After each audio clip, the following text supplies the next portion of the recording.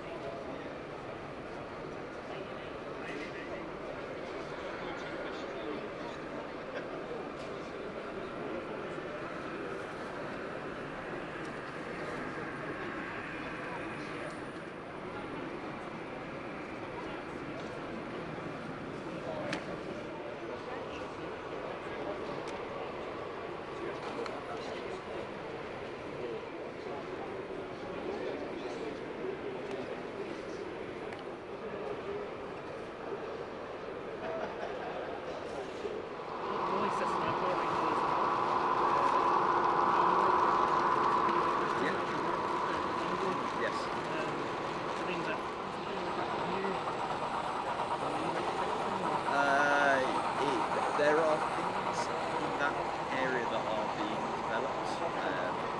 Can't say too much now.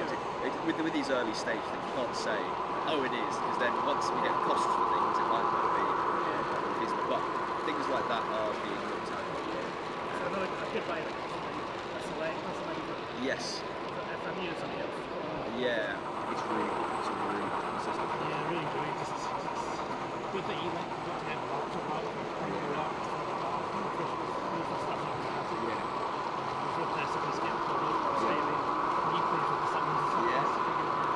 It's so accessible. Yeah. Next, I headed over to Heljan.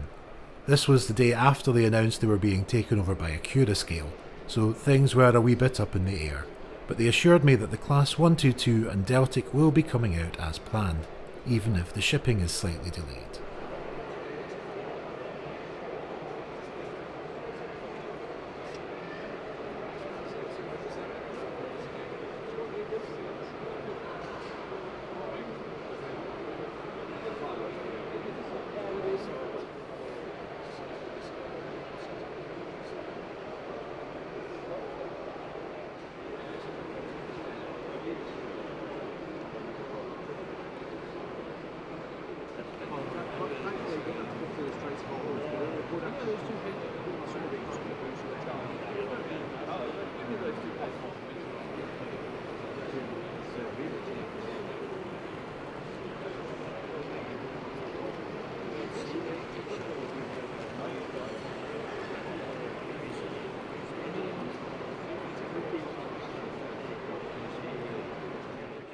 Next, over at Revolution Trains, I got a look at decorated samples of their new TT120 box wagons.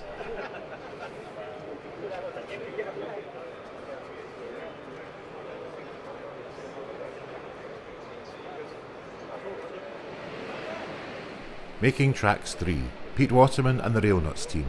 Scale 4mm to the foot, gauge 00. Making Tracks 3 is a model of modern-day Milton Keynes Central Station in 00, which measures 64 foot by 14 foot and features the station as its central feature, with custom-made mirror-finish buildings behind the 7-platform station featuring a full set of canopies, footbridge, platform furniture and more. Full catenary features throughout the layout, and there are also scale models of the north and south car parks and the ice rink, with over 250 3D printed hand-painted cars. The team achieved a world record for the largest portable model railway in 2024, of which this Milton Keynes layout makes up 1/3. Look out for the automated points, bi-directional running, signals and the destination boards which tell you where the model trains are going.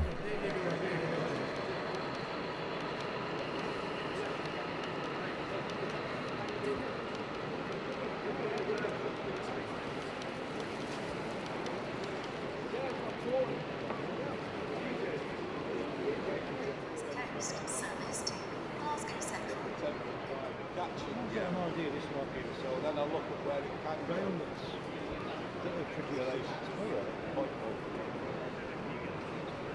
Obviously our points are not which is the key. No one either got. Yeah, but I got.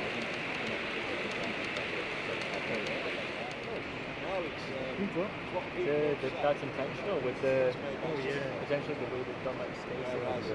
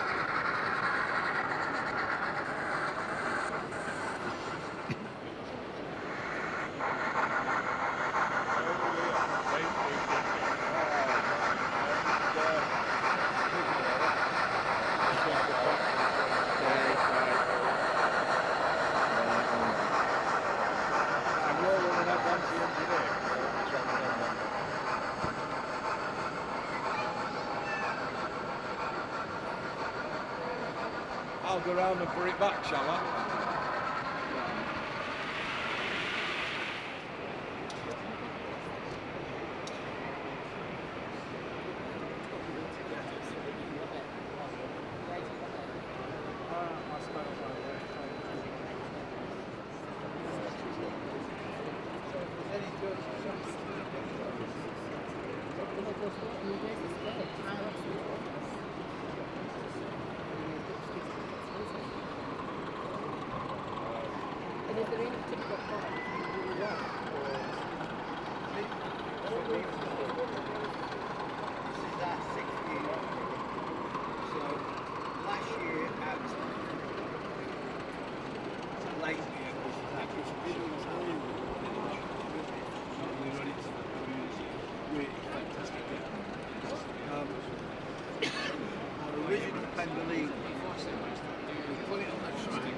Sent it round once and it went, you know what, I've had it now, and it just collapsed on us. And we worked out that we'd actually done 960 real miles. They do about a mile a day. Yeah. Well, no other, no. The thing that staggers me is, we give the manufacturers the end of every tour, or whatever we're doing, they get mileage of their logos, real mileage. I've never seen anybody who won't say Hornby, I had a gun, I've had a gun. So that's a decision here, is that quite uncommon? Yeah, it makes decision. Don't hate, I hate people. Hate them. The worst thing in the world. Great.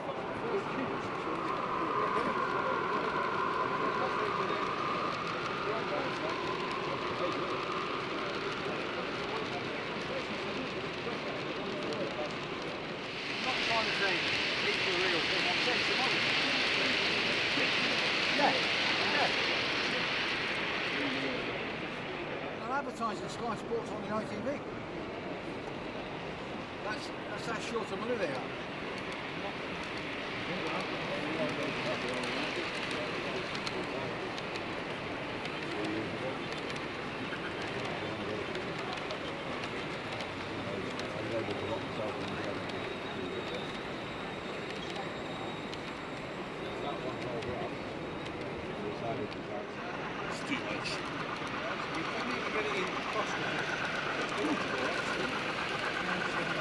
compensated.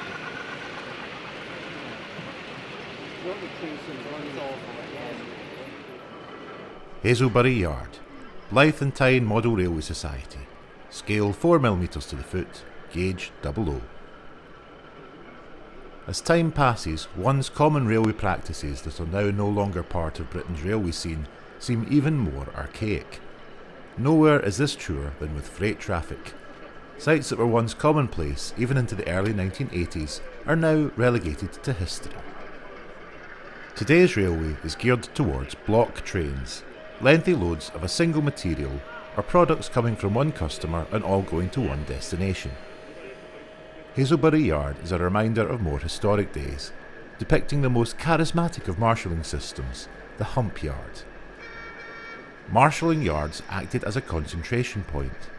Wagons from outlying regions would arrive and be sorted into trains for specific locations. In a hump yard, wagons would be propelled up an incline, the hump, and once over the summit, would be allowed to roll under gravity into specific sidings, cutting down on shunting time and movements. Hazelbury Yard is loosely based on the hump shunting yards in use on the railways in the late 1940s and early 1950s. They went out of use when most wagons became air braked and block trains became the usual freight movement. Although the layout is now 30 years old, it has been updated to modern DCC operation, although push-button operation of the points has been retained. A panel for the points is on the front of the layout, which means that anybody watching can select which siding the wagons are sorted into.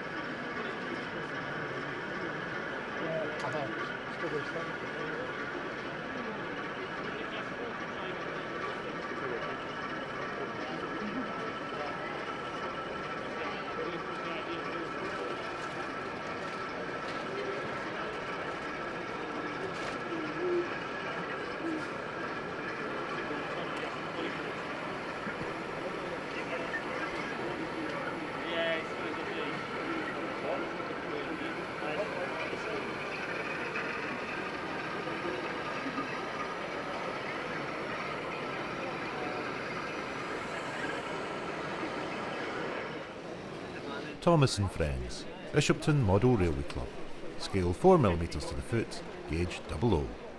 This small layout happened because of a discussion with Hornby's Simon Kohler. The discussion was around getting young people interested and involved in model railways, and on realising that they had young members, he generously donated one of Hornby's track plan mats and the track required for it.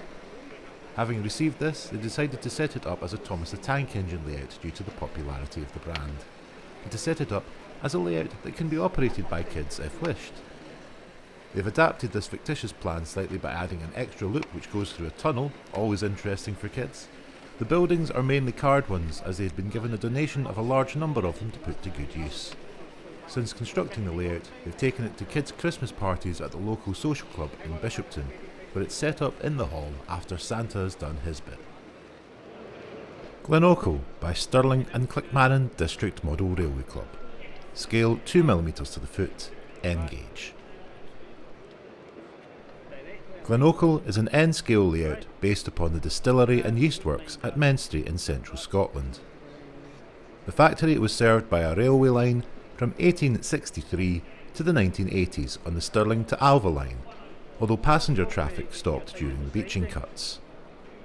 The factory premises are also the location of their clubhouse, which is represented on the layout. To provide running interest, they modelled the area in the 1950s to 1960s prior to the closure of the station. The factory still exists as a yeast producer, but unfortunately no longer produces any whisky. Old maps and aerial and local historical photographs revealed that the general layout of the factory site was complex over a large area. Some of the buildings were very large, with many now long gone. To represent the area on a 3.6 metre by 1 metre layout meant that they had to compress the site and show only a fraction of the buildings. From the information gathered, they decided to include many important buildings and features, which would give a realistic impression of a working distillery. All the buildings on the layout, with the exception of a couple of sheds, were built from scratch. The back scene was hand-painted, showing the area in which the factory is located, surrounded by the Ochil Hills and the Wallace Monument. Bowaters Paper Mill, St Neots Model Railway Club, scale 7mm to the foot, gauge O16.5. Bowaters operated 2 paper mills in Kent from 1924 to 1969, one in Sittingbourne and one at Kemsley. A steam railway transported wood pulp to them from Riddham Dock on the Swale estuary. It was one of the last privately owned industrial steam railways in the UK. The layout features the northwest corner of the Kemsley Mill and its associated outbuildings. The railway operated 24 hours a day, so the layout has day and night lighting. All the buildings are lit and have interior detailing. Trains are seen delivering wagons of wood pulp and china clay to the mills, and staff to work in the converted flat wagons.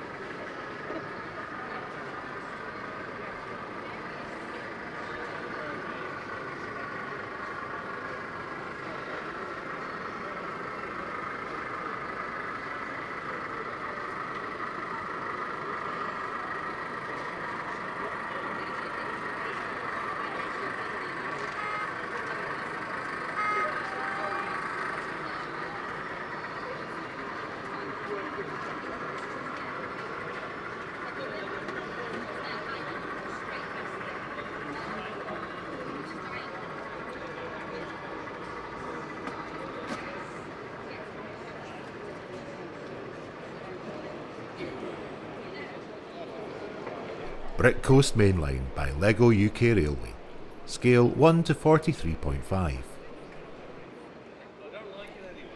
Brick Coast Mainline is a club layout built by members of LUKR, Lego UK Railway.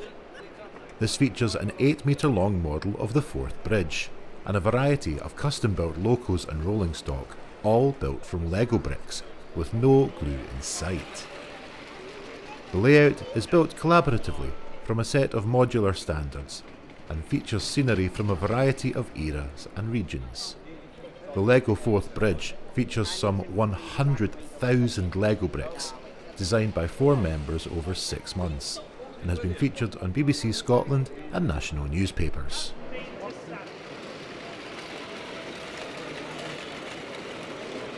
Yeah, the club is made up for all over the UK. We've got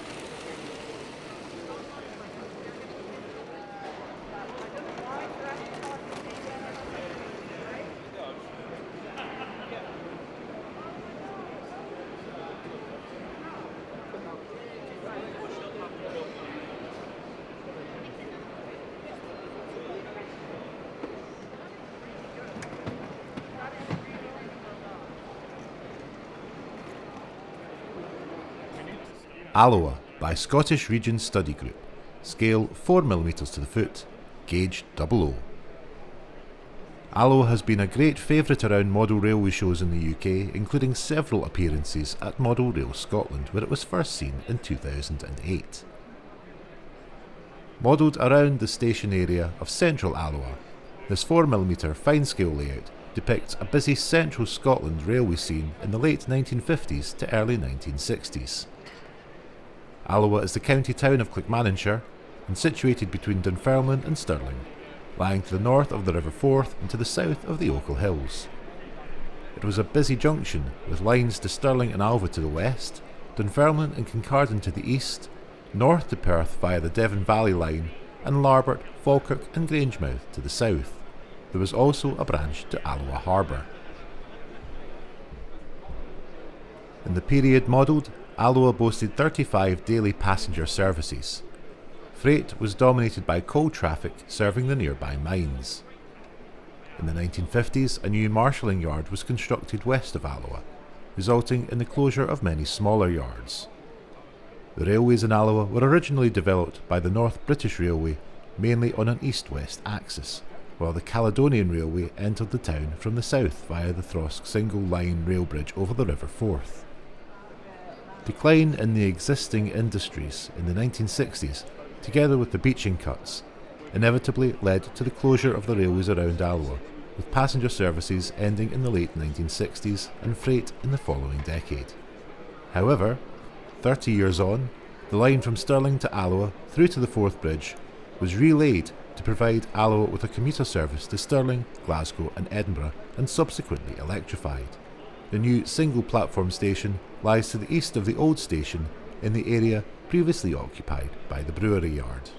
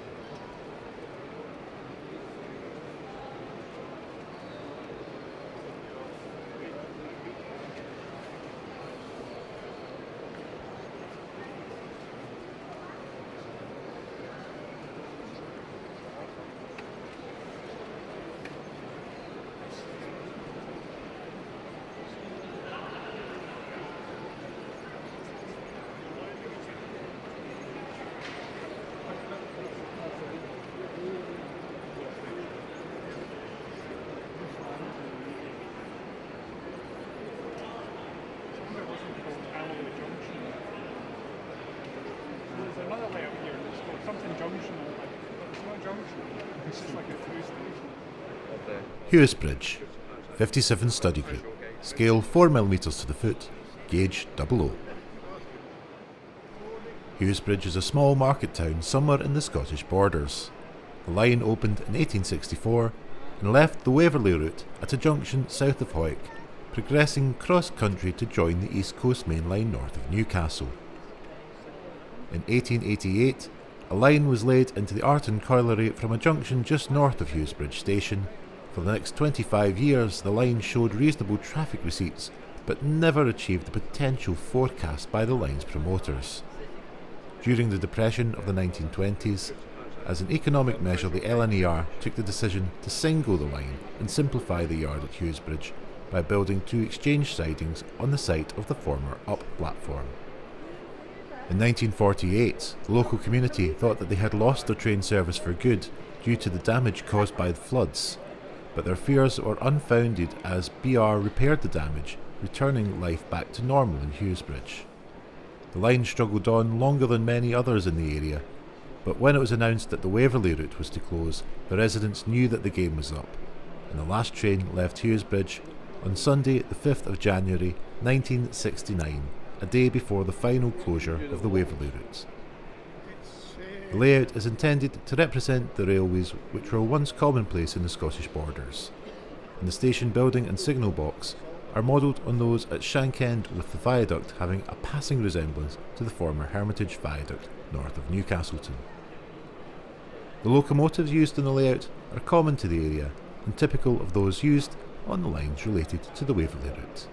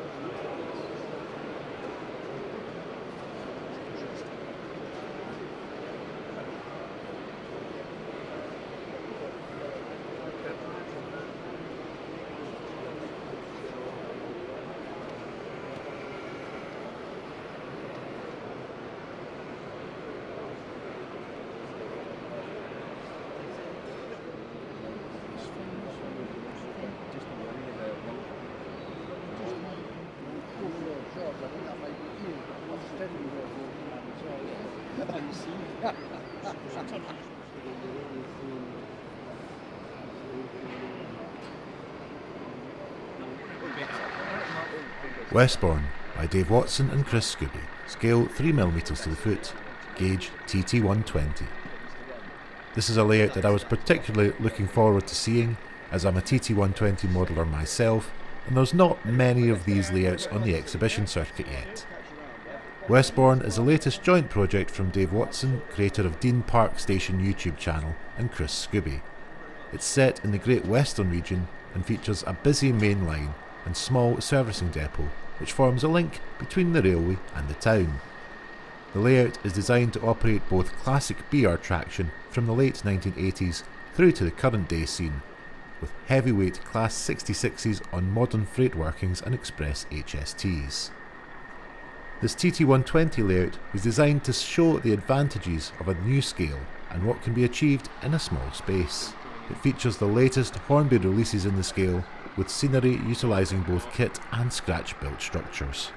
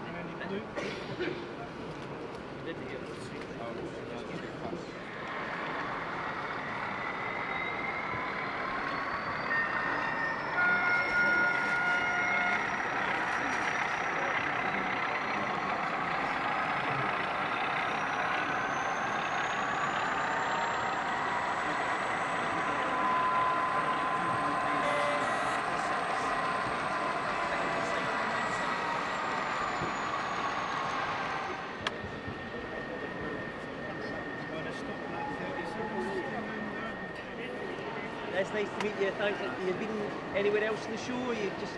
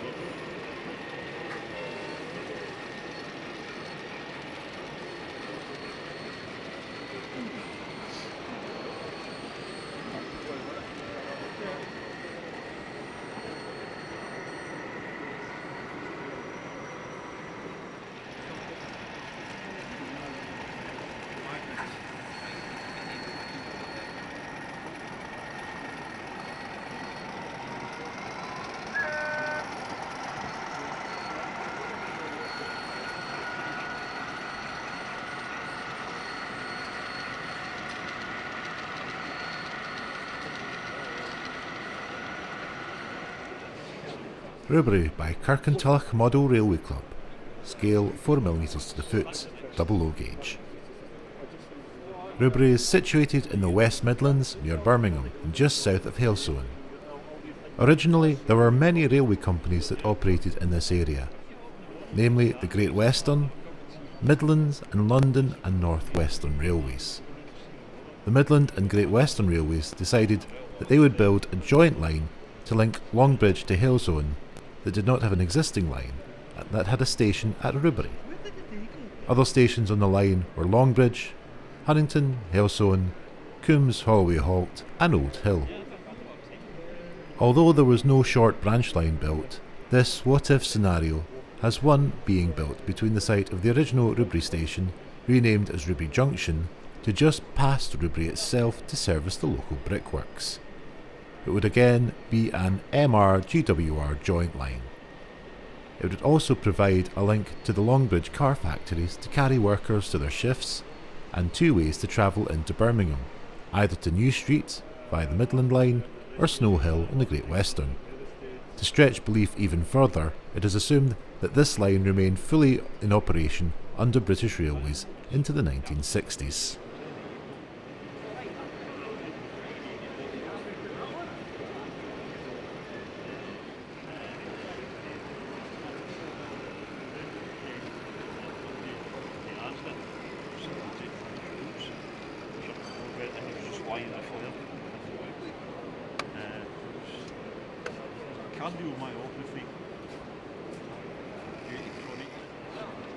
Greenbooth by Andy Cooper, scale 4mm to the foot, double low gauge.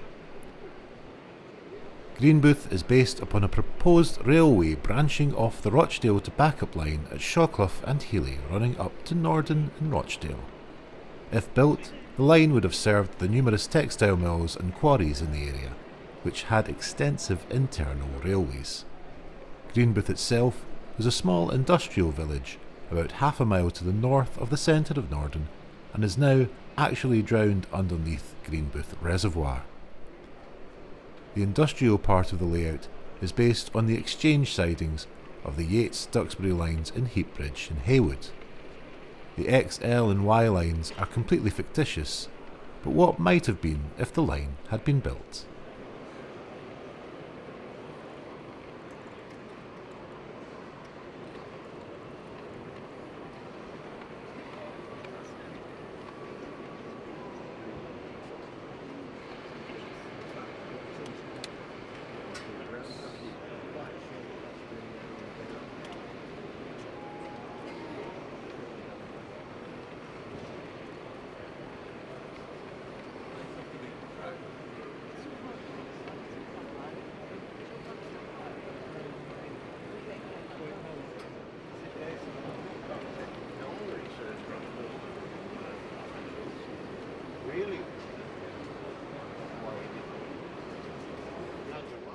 Uppingham by Martin Olley, scale 3mm to the foot, gauge TT 12mm. Uppingham is a small market town in Rutland, and was once served by a 3.5 mile single line spur from Seaton Junction. The station was originally opened by the LNWR in 1894, closed to passenger traffic in 1960 and completely closed in 1964. Today the area is a small industrial estate and only the weighbridge, stable block and one wall of the cattle dock remain. However, the fine 7-arch viaduct still stands 1 mile away to the east. The layout is built to a scale of 3mm to 1 foot, with a track gauge of 12mm. This is original TT and not TT120. All buildings are scratch-built and carred with embossed styrene coverings. Stock is a mixture of scratch-built items, kits and original Triang TT. Some operating licence can be seen at times where a DMU unit is used. These were used during the latter days from Seaton to Stamford, but they like to think that if Uppingham had been given a few more years, a similar service would have operated there. Clyre Valley by Tim Couling. Scale 4mm to the foot, gauge 009. The layout represents a 2'6" mainline narrow gauge railway, not in the first flush of youth, but well maintained and capable of handling heavy traffic. Set in Cornwall, the railway runs between Port St George, aka Padstow, and Bodmin, and handles significant China clay traffic as well as passengers and general goods. The section modelled is the area between Hewisbridge and Bodmin, starting at St Brock, just outside Hewisbridge. The line leaves the river valley, climbing to a remote moorland junction at Buckland Newton. Heavy freight trains are banked up the gradient to the junction where the branch to Blissland Abbey diverges from the main line to Bodmin. This is a might have been railway, exploring a what if where some standard gauge secondary lines in mainland UK had been built to narrow gauge. These would most likely be in the more remote corners of the country, and in many respects the concept is more reminiscent of the 3-foot gauge lines of Ireland, such as the Cork, Blackrock and Passage, Lochswilly or County Donegal. Other inspiration comes from the Welsh Pool and Llanfair Railway, which is 2'6" gauge, and the stock and infrastructure reflect this larger, narrower gauge outline.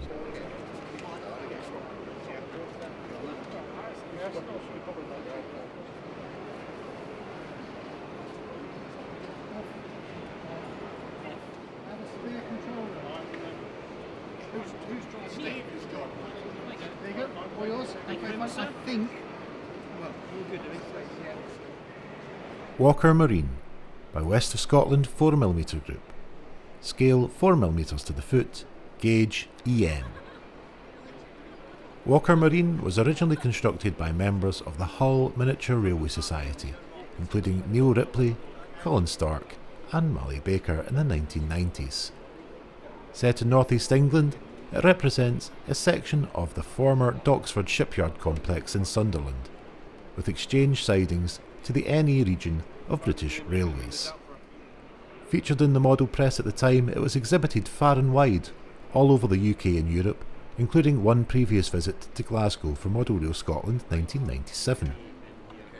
It was retired from the circuit in the mid-2000s and passed into the hands of West Scotland member John Bardwell, then living in California, for a more sedate life as a home layout. In 2020, the layout crossed the Atlantic for a second time and resided in Kilmarnock for a few years, before being passed on to fellow West Scotland Group members Ian and Olley Pepper, who have brought it back up to modern exhibition standards. Work has included a new supporting structure, lighting rig and scenic and electrical refresh. At Model Rail Scotland 2026, they'll be running a mixture of industrial steam and diesel in the low-level shipyard sidings, including some original stock and some more mainstream BR North Eastern region services on the high-level through running lines. That should be it now.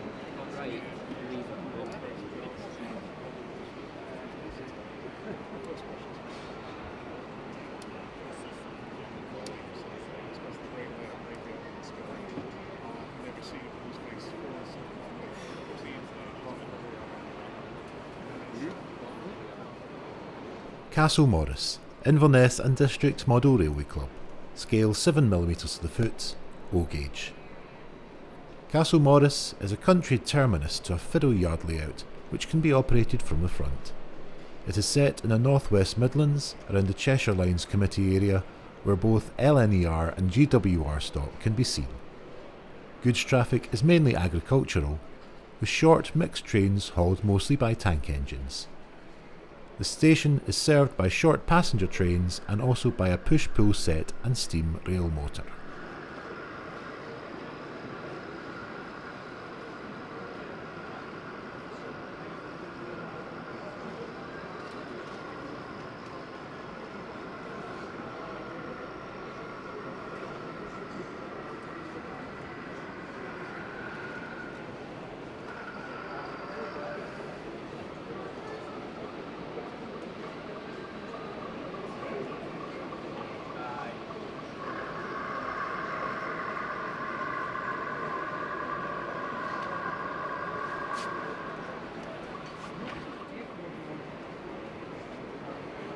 You want to know what that? I was just going to bring it back out.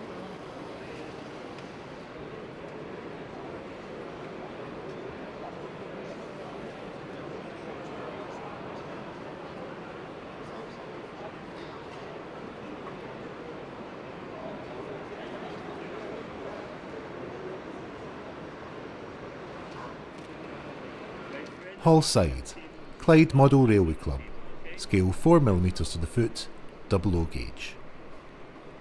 Hallside is inspired by the suburban station of Newton, situated some 10 km southeast of Glasgow Central on the West Coast Mainline. Newton no longer has platform faces on the main lines, but remains a busy station for services via Hamilton and terminating services from Glasgow Central High Level via the Cathcart Circle. When Clyde MRC were looking for a possible location on which to base their new layout, Newton was a strong candidate, but it was felt that the compromises required precluded calling the layout Newton. The main compromise is a fairly severe compression of the layout length, but there is a less obvious reduction in width, particularly at the ends of the layout where non-prototypical curves lead to the fiddle yard at the rear. In reality, the lines to Hamilton and Kirkhill diverge far more than can be shown. The whole area on the south side of the station was the location of a steelworks. This was called Hallside Works, which the layout is named after. The station itself is a reasonably accurate representation of Newton and includes the main building and the shelter on the other platform, together with exits to a roadway below the station. The large former signal box that dominates the whole scene has had to be shortened and narrowed to fit into the scheme here. The new footbridge and lifts recently completed at Newton have not yet appeared at Hallside.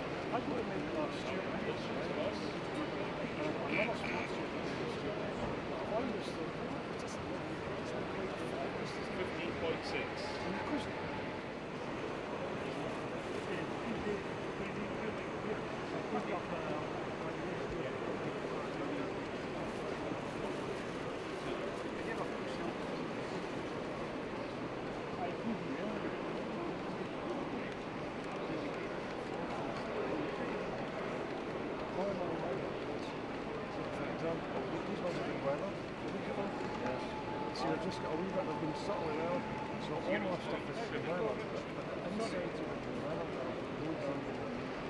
so there's a guy that makes a load, so if you buy that one, if you bought that, you have like 20-25 leather into leather, then a load for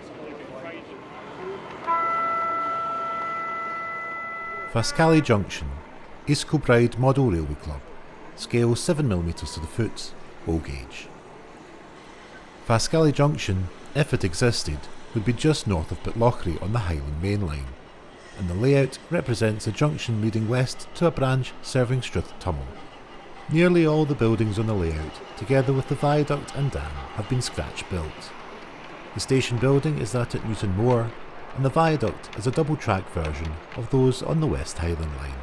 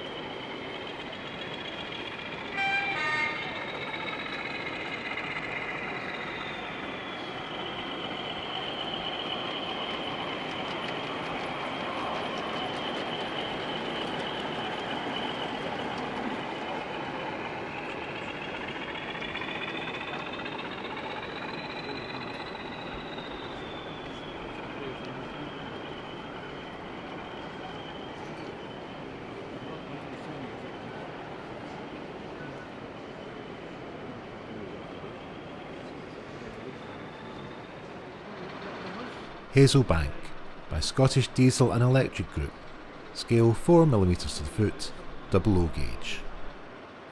The premise for this layout is that the beaching cuts were far-reaching, and although having the closure of the line set firmly within its sights, the Act never actually claimed the Waverley route. It was decided that the route was far too strategically important to lose, and so, along with the vast local protests against its closure, in January 1969 its survival was secured. In the following years, BR never spent a vast amount on re-signalling the route, and so, as with other secured lines such as the Glasgow and South Western and the Settling Carlisle Railway, semaphores still abound today, with long cross-country sections in evidence. In the centre of the scenic area is a ballast loading point, where stone, quarried from the local Hazelbank quarry immediately adjacent to the track, can be seen being loaded from a crushing plant and from a loading platform into awaiting wagons, before being shunted for distribution to virtual quarries and numerous engineering sites throughout Scotland and the northwest of England. The passenger traffic on the line is a mixture of stopping DMUs on local Edinburgh to Carlisle services, local hauled express cross-country services, and the occasional diverted West Coast Mainline passenger working that is often Class 47, Peak or even Deltic hauled. The line also sees heavy usage by cross-border freight traffic, with mixed freight consists interspersed with coal trains emanating from the Fife and Lothians coalfields, all of which have passed through or been shunted at Miller Hall Yard, located on the Waverley route on the outskirts of Edinburgh, prior to making their way to the many operational English coal-fired power stations situated throughout the Midlands.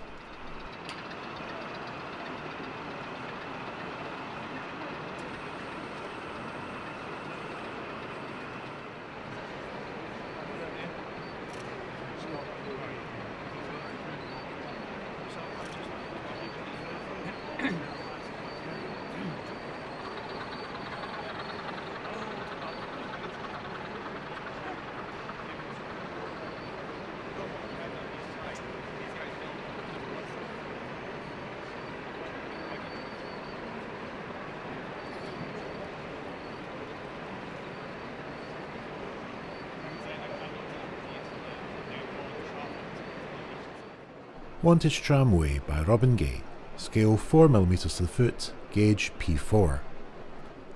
This layout is a 4mm P4 model of the Wantage Tramway as it appeared in the early 1920s. In this period there was a regular passenger tram service between Wantage Town and Wantage Road GWR station. The tramway also had a freight contract with the GWR to deliver and pick up all goods around the town and district. This resulted in at least 3 return goods trains being run each day along the tramway. On market days there would be extra trams running and even a cattle train, and it's on one of these days that the tramway is running today.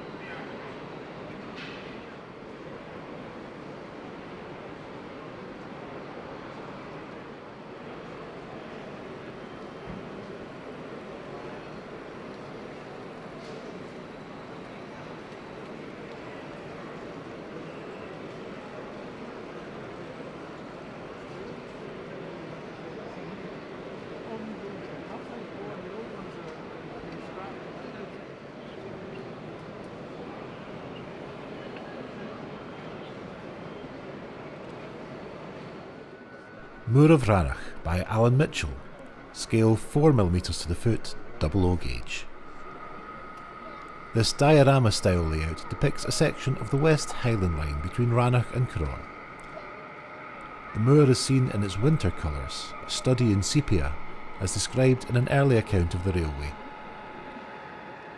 Operation is based on the period from the 1980s to the present day, with Class 37s and 66s predominant amongst the ubiquitous Class 156 sprinters. A variety of rail tours and the occasional steam special also feature.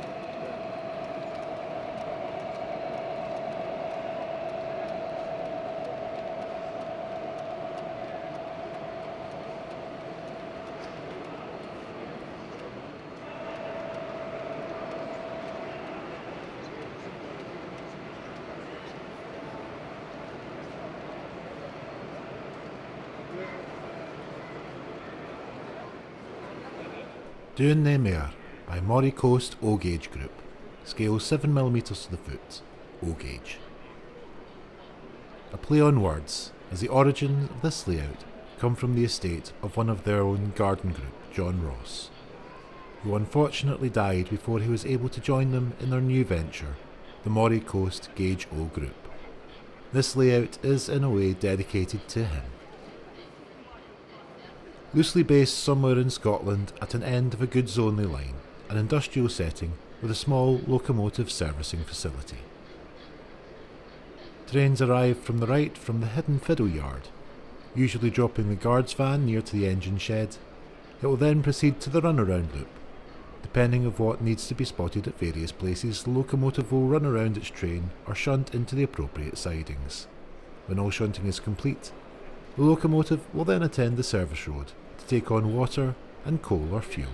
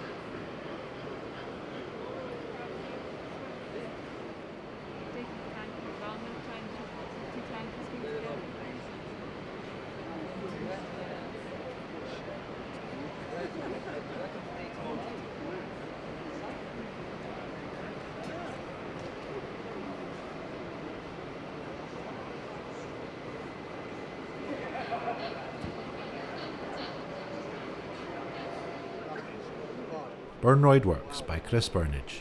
Scale 4mm to the foot, double O gauge.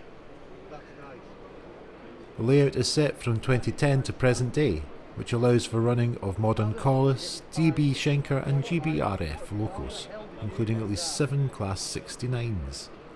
There will also be a Network Rail SGT train running, comprising of scratch-built and kit-bashed wagons. The layout consists of 2 main running lines, from which a siding runs into a head shunt that services a large steel fabrication and pressing plant. A separate line leads into a small depot where locals can be refuelled, basic servicing and minor repairs take place. An unusual feature in the design is the use of 2 double slips back to back, which would not normally be seen in real-life prototype, but was used here to save much needed space. The back scene is dominated by the large fabrication plant, made to scale, which gives the structure a real imposing look, and a great backdrop for locals shunting steel wagons into the yard under the overhead gantry crane.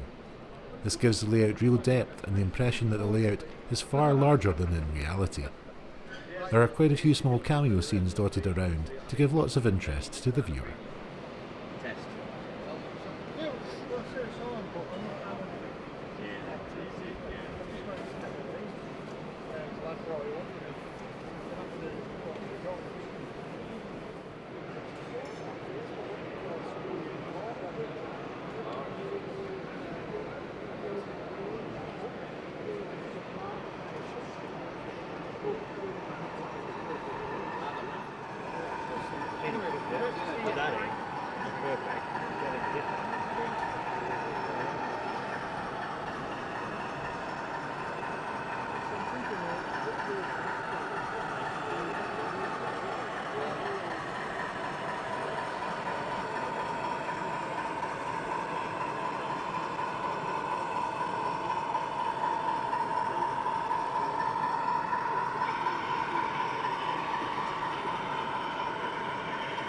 Neil.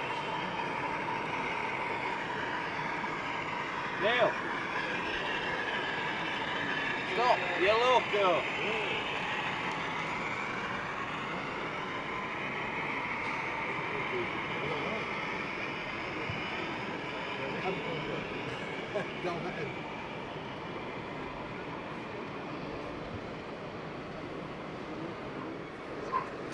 Smallburn, Cupar and District Model Railway Club, scale 4mm to the foot, double O gauge. Smallburn is loosely based on a small East Ayrshire village set in the 1950s to 1960s, typical of rural Scottish communities where stations lay beyond the village edge. Formerly part of a through single line, later cut back as traffic declined. The station takes its name from the burn to the west and reflects a time when village life depended heavily on the railway. The station comprises a main platform, bay platform and single-storey building in Scottish livery, alongside a compact goods yard handling coal, timber and general freight. Passenger services are mainly two-coach steam or diesel-hauled trains, later joined by early diesel multiple units and the experimental, often unreliable, Doodlebug rail bus. A small single-road engine shed provides light repairs, coaling and overnight stabling. Period road vehicles, including the AEC Matador, Ford Thames, Hillman Imp, Ford Prefect and Anglia, post office, telephones, minivans, Morris J-type postie van and a bubble car, firmly root the scene in its era. Motor power from Ayr and Hurlford includes 4M tanks, Mogul 260s, Black 5s, the Caledonia 812 class and the Ivat 2MT Carmyle Pilot. Diesels range from the English Electric Type 1s to Sulzer Type 2s, Clayton's, O8 Shunters and the Park Royal Rail Bus, fondly recalled from journeys between Kilmarnock, Ayr and O'Mellington.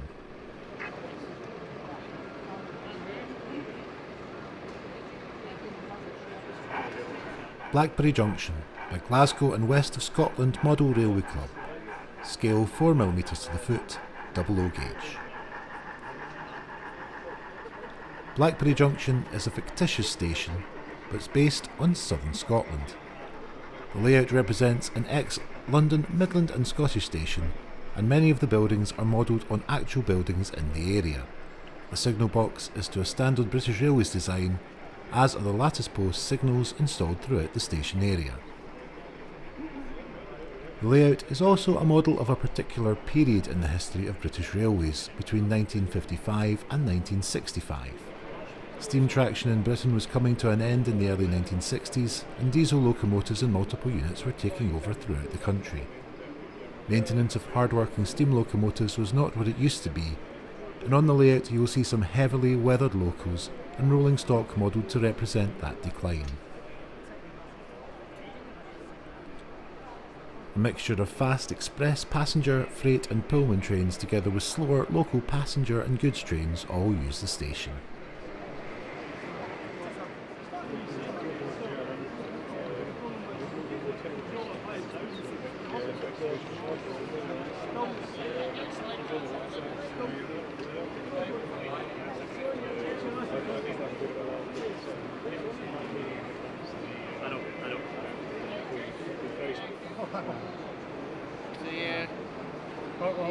Get on with whatever it is you're getting on with.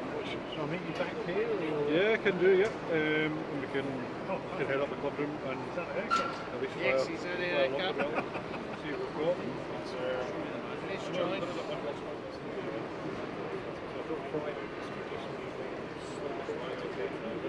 I think he knows what he wants to do, but he enjoys doing it. So as long as he enjoys doing it, that's cool. I'm not going to force him into it.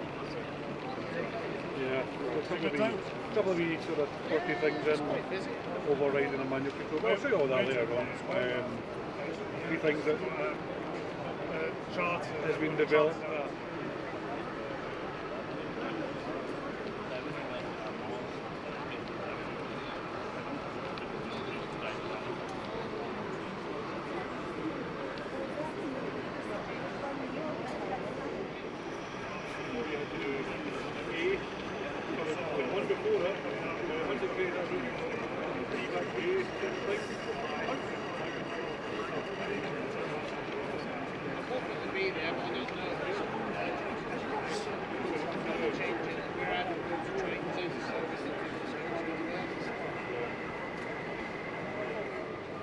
Oswis by David and Susan George. scale 3.5mm to the foot, gauge HO and HOM. Our Swiss is a fictional location based on the eastern side of Switzerland, in the canton of Graubünden, close to the Liechtenstein and Austrian borders. The layout has an alpine area, under which tracks from Austria and Switzerland emerge from tunnels to converge in Swiss station. In the background areas, the layout has an extensive scratch-built cement works, containing a cyclone preheater tower and kiln, with raw materials and finished product silos, and adjacent sidings with a locomotive servicing shed. Piece of plastic. Yeah. Oh no, optograph sheet. I've never done that. No, but I haven't. I was here with my wife, and we both loved it. And I thought, if I ever go back and stay in Salford, and we really just stay put, I would do that. Because, you know, Is that your manual? years ago, I saw a film involving Alcatraz.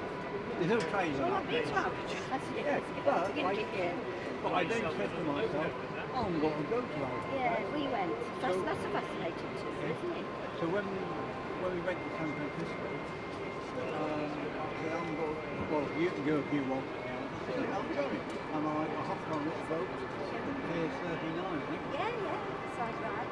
And when the clock on, it took 2 or 3 hours.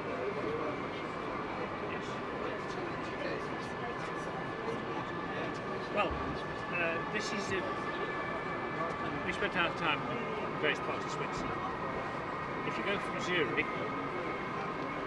to the eastern side to a place called Couling, Ashgrove Sidings by Elgin Model Railway Club, scale 7mm to the foot, O gauge. Ashgrove Sidings could be anywhere in Britain, but it's probably somewhere in Scotland. Set in the 1960s as steam was making way to diesel traction, it is a yard servicing a number of local companies but operated by British Railways. Located in a large but unidentified town, it is connected to the rest of the rail network by an access behind the building of one of the companies it supplies. Some interesting shunting manoeuvres sometimes have to take place to ensure that the correct wagon or van ends up in the right place. Goods trains are brought onto the layout from the rear, where trains are marshalled ready to go onto the layout. As the layout is operated from the front, it is frequently believed that the person preparing the trains at the rear takes perverse pleasure in creating a mixture and order of wagons to cause as many problems to the operator as possible.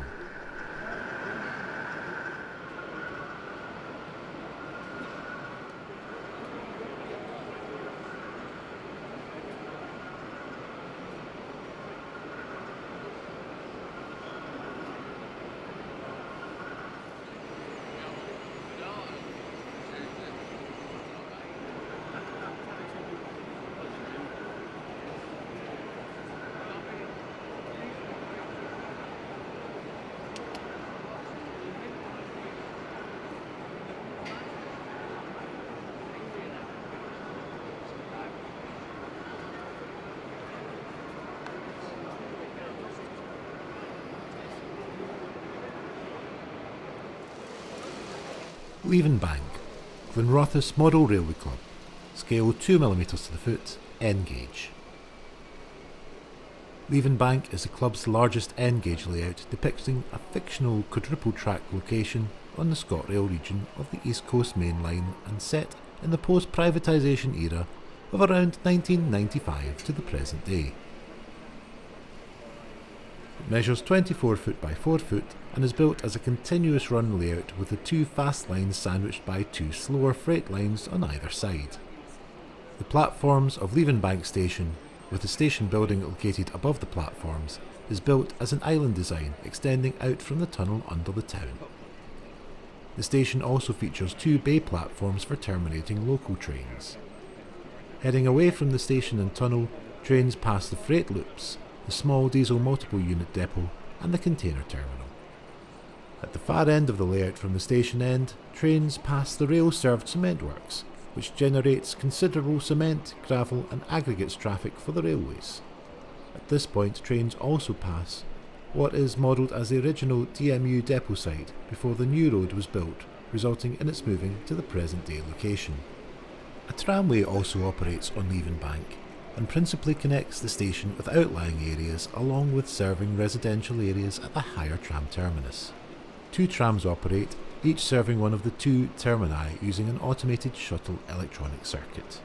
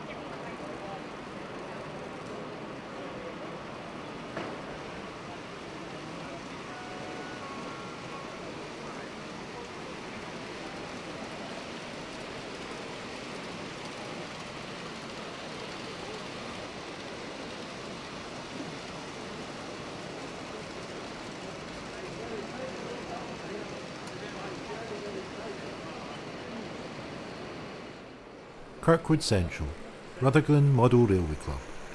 Scale 4mm to the foot, 00 gauge. A fictional setting somewhere in central Scotland, although the station is modelled along the lines of Maryhill Central. It is a continuous running layout with a fiddle yard to the rear, with 4 roads each way. It is set in the 1960s steam and diesel era, with steam trains and first generation diesels. At some point during the show, the timescale will be moved forward for a while, with BR Blue diesel era trains operating.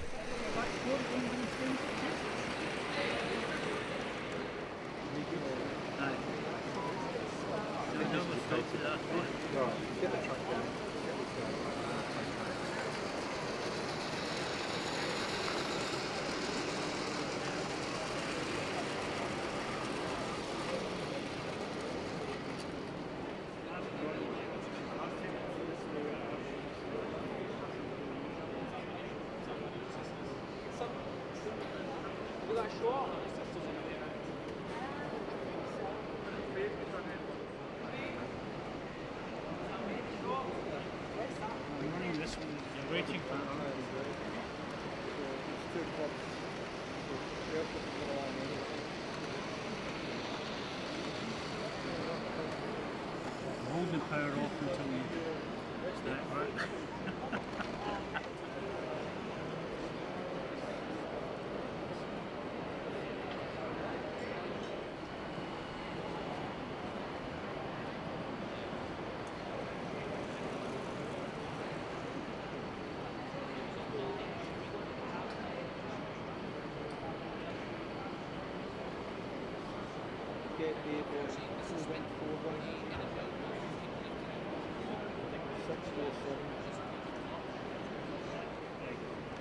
Clyde MRC, Helensburgh and District Model Railway Club.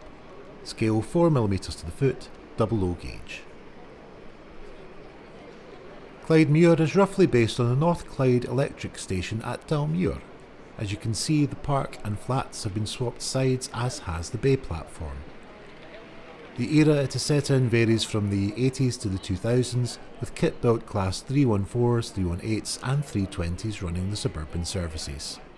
For trains to and from the West Highlands, Sprinters, class 37s and 66s are the main traction.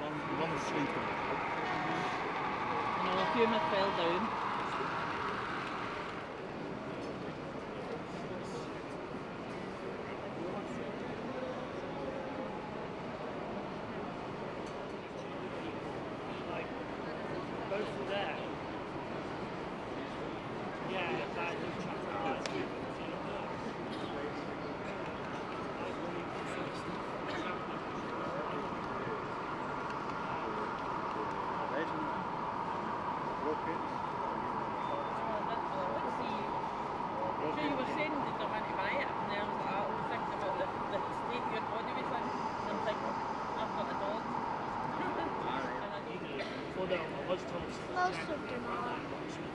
Ooh, assault rail.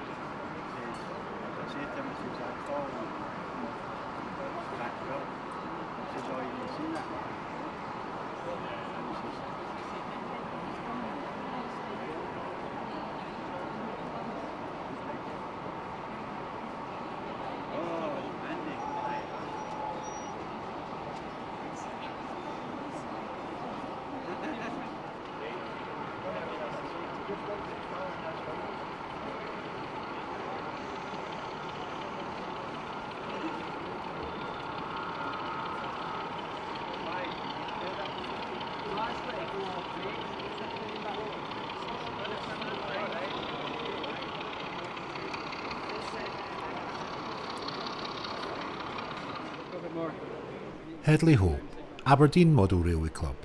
Scale 4mm to the foot, gauge P4. Headley Hope is an area of County Durham just east and north of the town of Alloa, in the upper reaches of the Deerness Valley.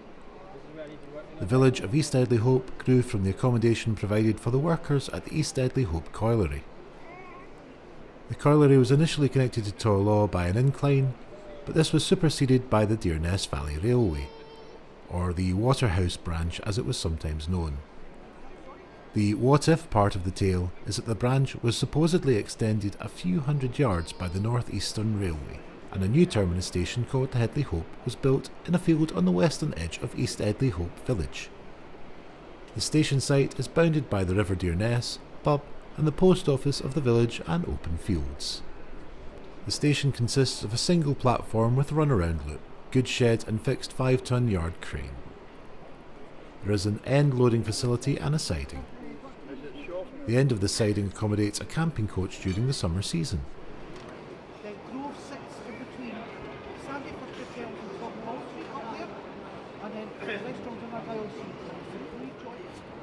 Dundreich, Edinburgh and Lothian's Miniature Railway Club. Scale 4mm to the foot, gauge 009 and 00. Philip David Hancock, 1928-2011, is considered by many to be the pioneer of narrow gauge railway modelling in 4mm to 1 foot scale on 9mm gauge track, better known today as 009. 3 versions of the Craig and Mertonford Light Railway, C and MR, set in the fictitious county of Craigshire, were built in his Edinburgh tenement flat bedroom. The first, started in 1949, was possibly the first 009 layout ever built, and probably the first significant British narrow gauge layout. The C and MR had its own official charter, history and characters, including Lord Craig, its chairman. Dundreich is a corner section from the third and final version of P.D. Hancock's C and MR. After his death, Dundreich was presented to the Edinburgh and Lothians Miniature Railway Club, and has undergone conservation work to secure it for future generations and enable it to be displayed at exhibitions. Yes, when you say the cork as well, that cork in the mountain, was that from under the rail? So it's through the posts, other hill, perfect. Or do you want tall Caribbean or do a bit of both? Yeah, why not? Splits it up for both of us, doesn't it? Yeah. Sounds like you did, but it was more like he said to anyone, I've not seen you. You know this one. Right. So I send you a WhatsApp with a cheat sheet. And if you operate that way, you can increase it. Thanks very much.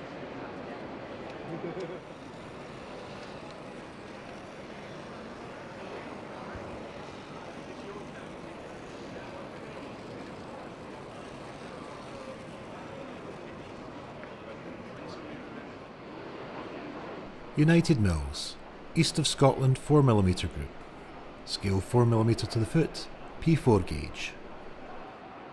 United Mills represents a fictitious rail-served small industrial facility set in the Cowdenbeath and Kelty area of West Fife in the late 1950s to early 1960s. Although the specific nature of the business deliberately remains a little vague, it revolves around the manufacture of metal castings and fabrications. Life is growing harder for such concerns though, and the air of decay and dereliction around the site is palpable. The factory clings grimly on to its rail service due to the poor road access, but the end cannot be far away. United Mills' own locomotives work much of the traffic up to the railhead with BR, but BR locomotives are regular visitors to this end of the line, bringing in and taking out a variety of traffic.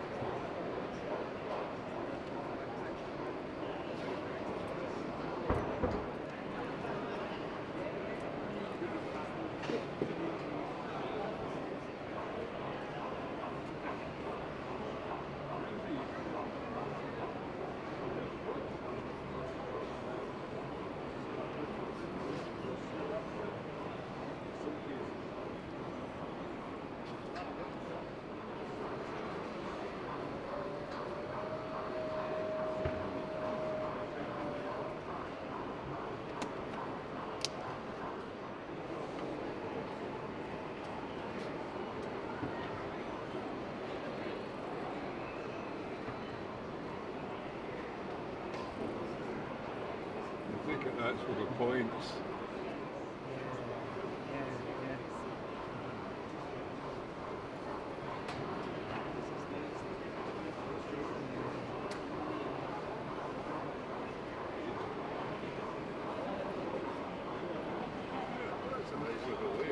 Thank you very much. It's amazing what you can do with 2 turn.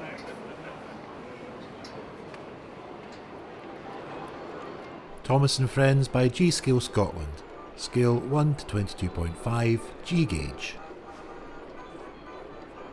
Fans of Thomas the Tank Engine will know he is based on the island of Sodor, which is located off the northwest coast of England. The railway which runs from Tidmouth to Barrow is part of the North Western Railway set in the 1950s. The operations on Sodor are under the supervision of the Fat Controller.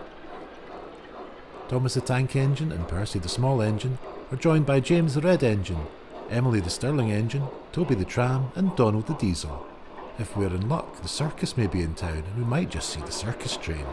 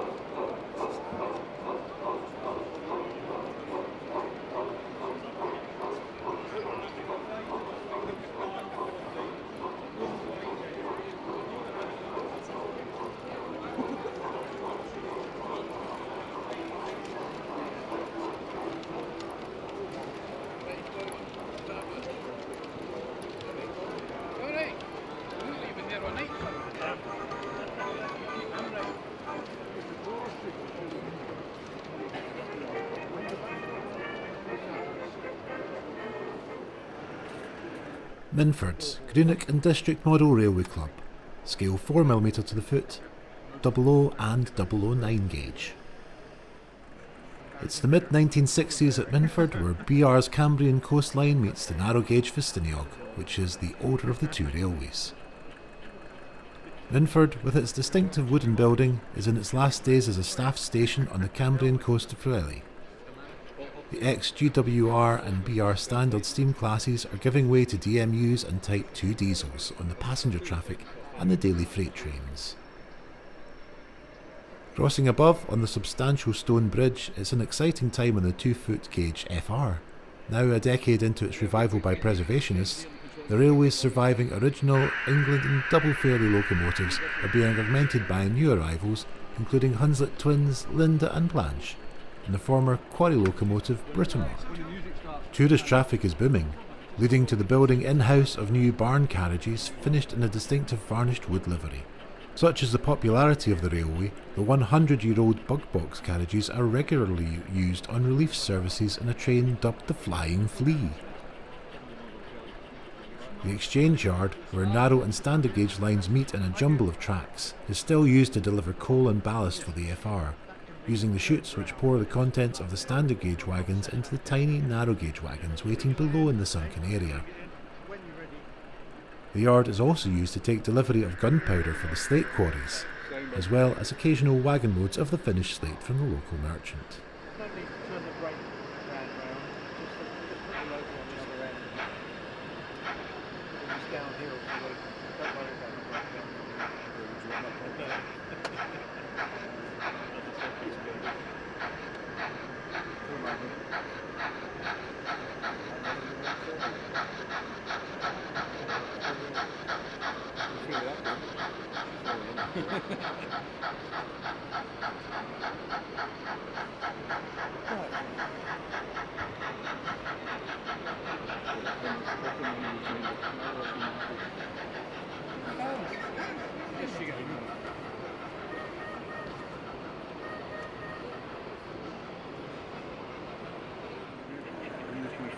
back in and put it back in.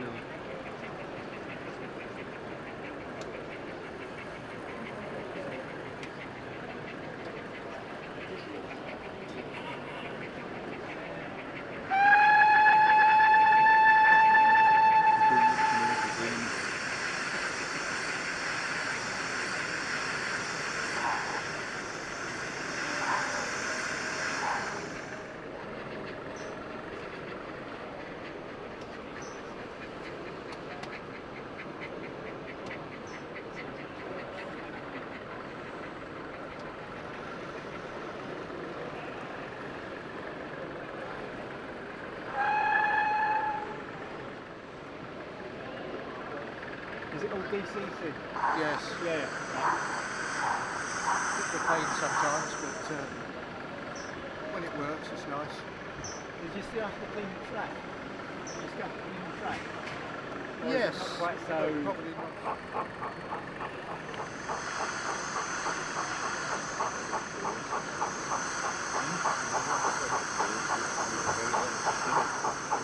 Absolute minimal. None of the public fields are That's a hatchet, though. You get stuck in there.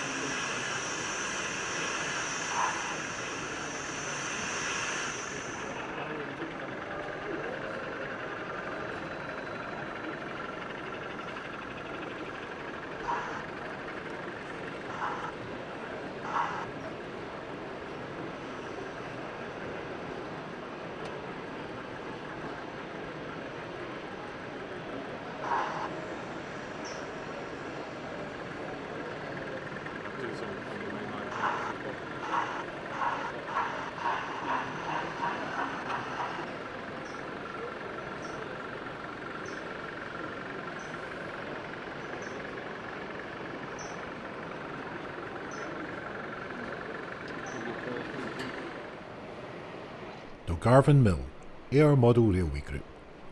Scale 7mm to the foot, O gauge. The layout is displayed in an end-to-end configuration representing a freelance rendition of a typical small town terminus somewhere in semi-rural Scotland, from the mid to late 60s when beloved steam was slowly giving way to the new era of diesel power.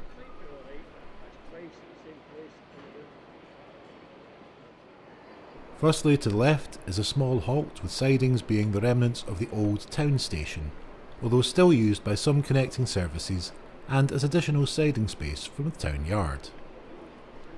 Tracks emerge from tunnel mouths on the left of the scene, passing by the mill and over a working canal used for coal transportation from nearby mines. Passing through another short tunnel, the line emerges onto a wooden viaduct over a valley with a camping coach, and then over a road crossing before running past the small local shed, entering the station approaches to the platforms and houses of the town nearest the station buildings. There is also a small goods yard and runaround loop and typical coal staging area for the local coalmen. On the run into the locomotive servicing area there is a coaling stage, and albeit a relic of the passing era, it is still available for use by visiting steam motive power.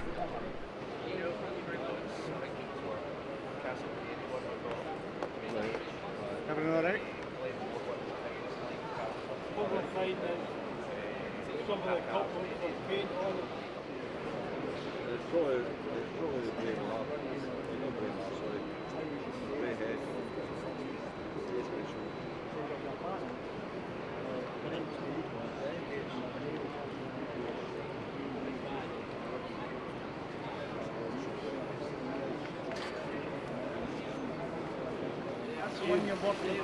Jim's Pals, Cumbernauld Model Railway Group, scale 4mm to the foot, double O gauge. Jim's Pals is a fun layout devised in an attempt to attract younger railway fans into the pastime. A pastime for far too long with a reputation for being dominated by more mature people. You've heard of Euro Disney and Alton Towers with their vast budgets? Well, this is Cumbernaulds' low-budget version with mechanical dinosaurs and any amount of other silliness to stimulate the younger generation's imagination. The rolling stock is varied, characters from Thomas the Tank Engine, Underground Ernie, and even small saddle tanks and pannier tanks. Anything goes. It's a layout for forgetting your woes and simply playing trains.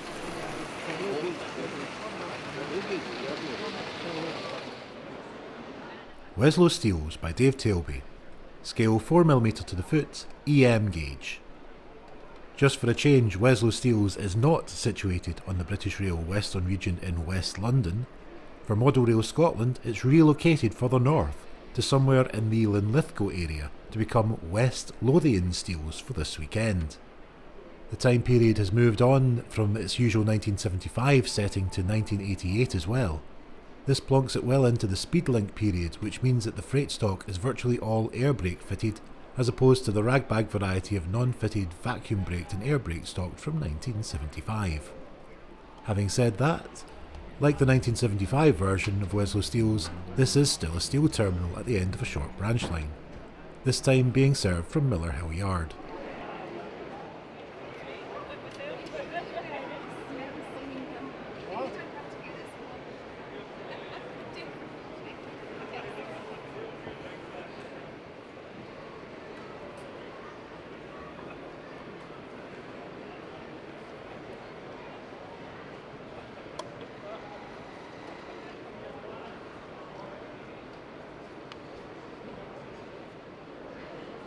Knightbridge by Stephen Farmer, scale 7mm to the foot, O gauge.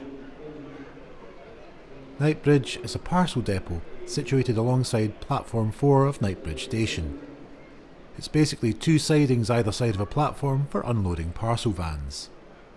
Although the traffic is predominantly parcel vans, the sidings can play host to anything from a light engine awaiting its next duty to a lowly engineer's wagon placed for collecting rubbish or in conjunction with a weekend work in the area. A DMU service uses platform 4 as well as a platform being used for parcel traffic. There's usually a shunter knocking around bringing in vans for loading and unloading. The layout is set in the period of the late 1970s to early 1980s.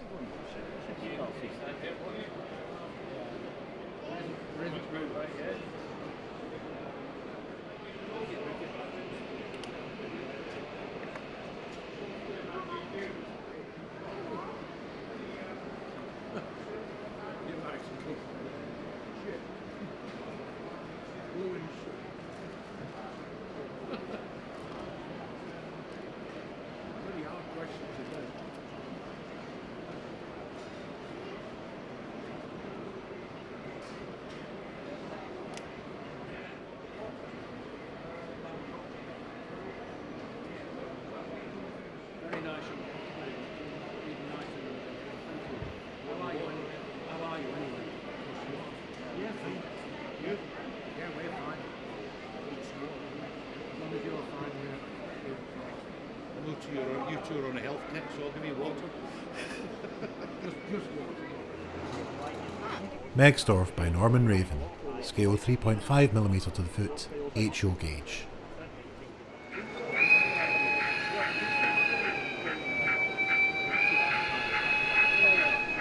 Megsdorf was built and named after Norman's late wife Meg, who always enjoyed a visit to Model Rail Scotland.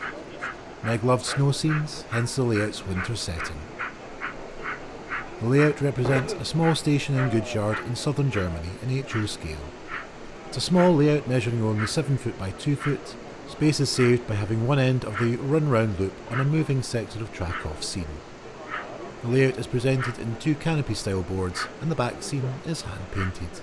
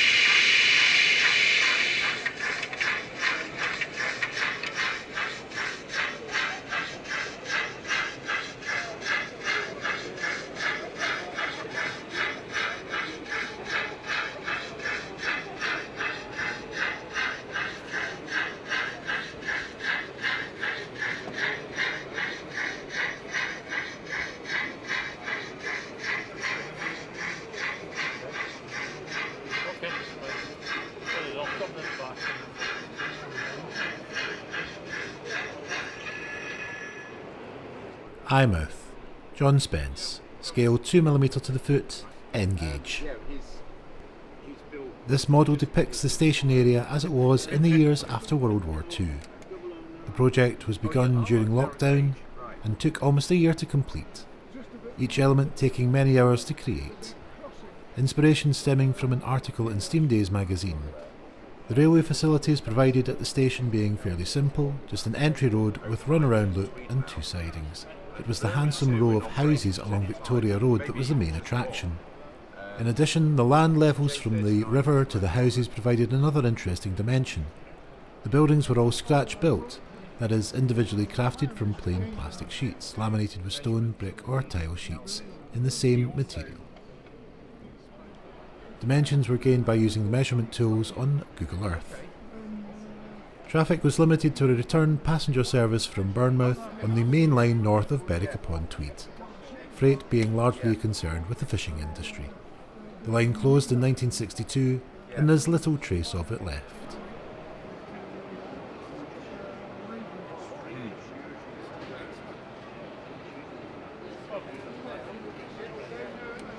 So this is a list of all of the houses along here. They're not numbered, they're just given a name, each one of them. And he was able to put together detailed drawings, photographs and drawings on each one. So these are absolutely accurate for the location. So if you were there yesterday, you'd have literally driven past this. Yeah, and they're all built. They're all built out of plastic.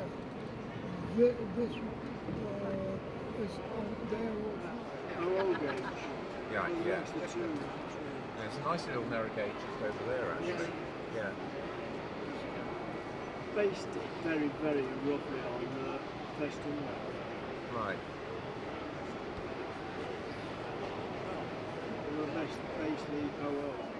So it's mine. Down sidings, Richard Coleman and John Norton, scale 4mm to the foot, 00 gauge. The sidings are used by the various engineers departments to load materials. The signal engineers are using the yard to load wagons for a local re-signalling scheme whose wagons carry the colourful Satlink livery of red and signal yellow. The permanent way department also uses the loading pad for local maintenance projects. I don't understand DCC, so if you park them there, turn it off, put it into 1.2. Broadford by Ian Hunter, scale 3.5mm to the foot, HO gauge. Broadford is a service and dormitory town located 72 kilometres north of the city of Melbourne in the sheep and cattle district of south central Victoria, Australia. The town is served by a station on the double-track broad gauge railway from Melbourne to Albury-Wodonga on the border with New South Wales. Running alongside is a single-track standard gauge line which was laid in the 1960s to allow through running to Sydney. Just south of the station there is a passing loop, ballast and cripple sidings. The layout depicts the station and the nearby standard gauge passing loops as they were in the mid-1990s. This allows the running of broad gauge up and down passenger services and intrastate freight traffic, and the standard gauge Melbourne to Sydney XPT and interstate freight traffic to New South Wales and Queensland. Signalling is a mixture of automatic colour light and manually controlled semaphore signals.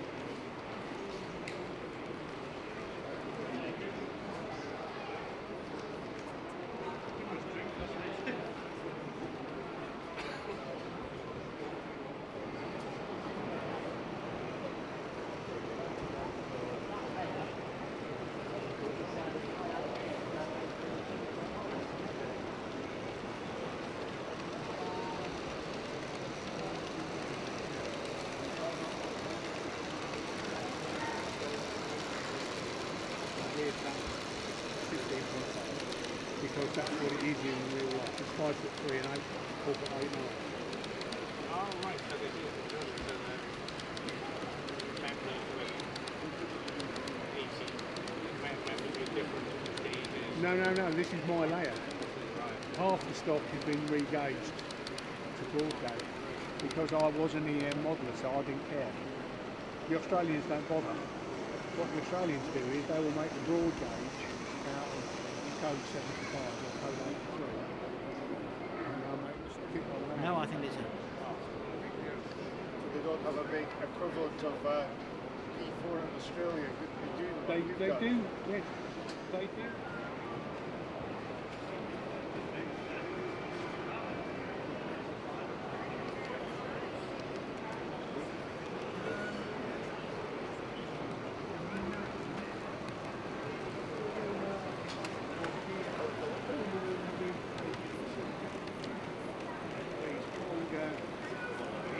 UK summer temperatures in the winter, and because when we went out for our daughter's wedding, we were wandering around wearing sweaters, and they were all wandering around wearing overcoats and hats and gloves, because for them it was cold. My daughter these days, they live in Queensland now, and she complains about the temperature when it drops below 30 degrees. Oh, right. I suppose you acclimatise, so you get very used to it. You do, yeah.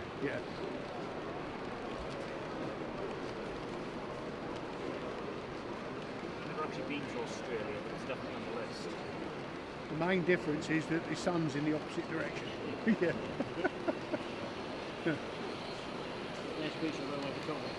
Yeah.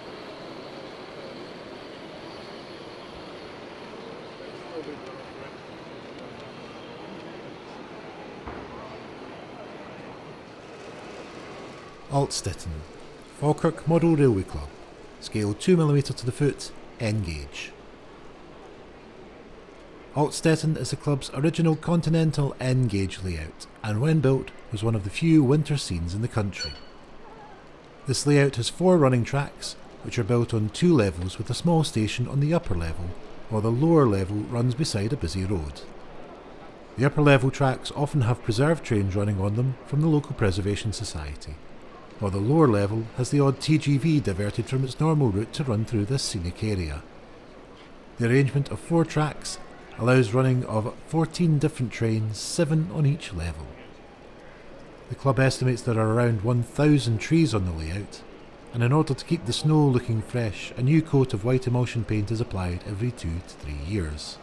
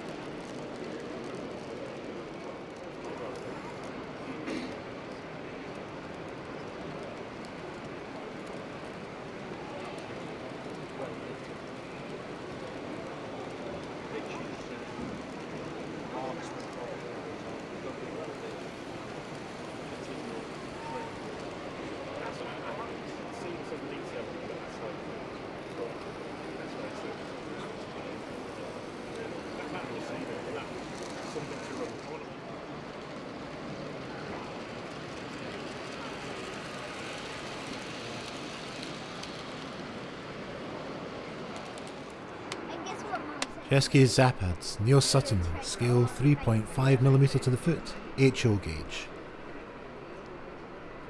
This layout is based on an imaginary station located on a secondary line in the Czech Republic set somewhere after 1995. The line is located in the west of the country near the German border. Passenger services are run by the state company České dráhy, and the trains are a mixture of both locomotives and rail cars. The trains are often short, just like the prototype. A pickup freight runs daily which serves the local sidings. There is also freight traffic to the local cement works, which reverses in the loops next to the station. The cement works receives coal for its boilers and sends out cement by train. Enthusiast rail tours are common, and this allows for further variation in rolling stock, including steam locomotives.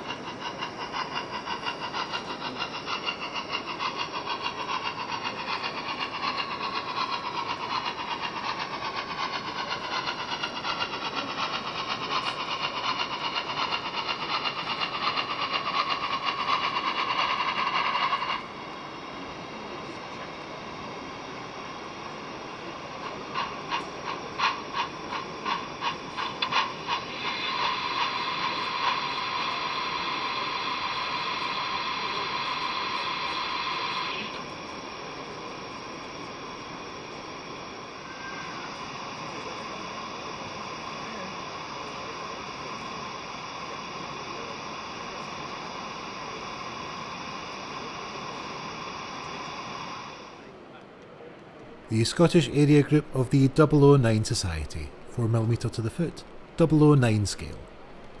This is a modular layout with different members of the club bringing different modules and rolling stock together at exhibitions.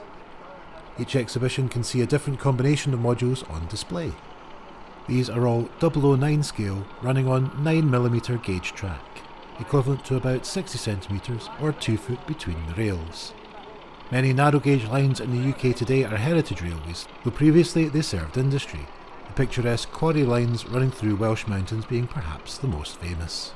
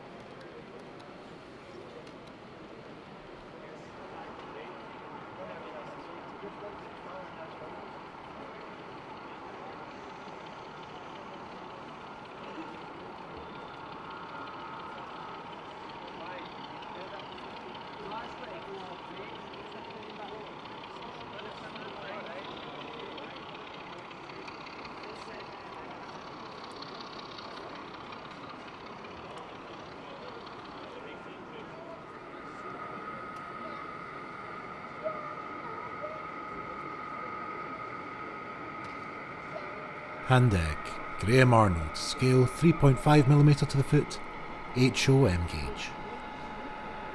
Handegg is a small passing station on the metre gauge Grimselbahn high up in the Swiss Alps near the top of the Grimsel Pass. The railway provides a direct link between the Zentralbahn running over the Brunig Pass serving Interlaken and Lürzen and the Matterhorn-Gotterbahn line in the upper Rhone and Rhine valleys. The station sees local Meringen to Oberlap services, interregional trains from Lürzen to Brugg and Interlaken to Chur, freight crossing the Alp and the famous Alpine Express.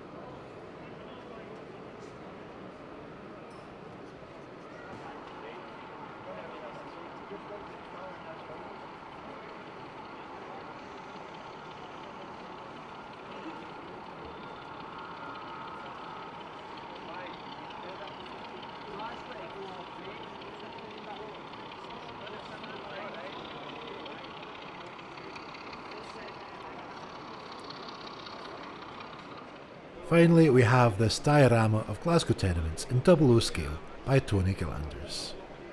This diorama presents a scene familiar to Glaswegians of blonde sandstone tenements, shop fronts and pubs, washing being hung out in the back courts, and a busker playing guitar down on the street corner. Sunshine No. 1 is a real gift shop that can be found in the south side of the city, while the mural of St Mungo is on High Street.